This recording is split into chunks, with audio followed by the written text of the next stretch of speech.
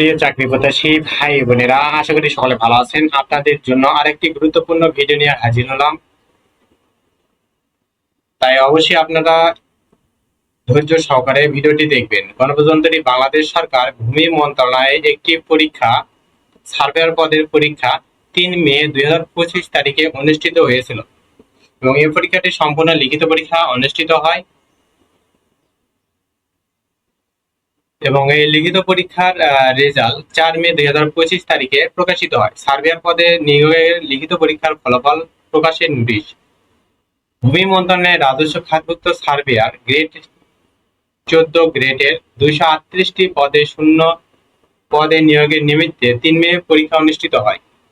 3 মে পরীক্ষায় লিখিত পরীক্ষার বিপরীতে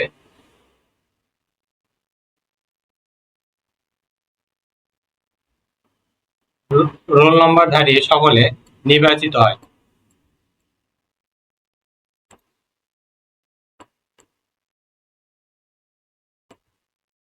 টোটাল 249 জন 249 জন নির্বাচিত হয়।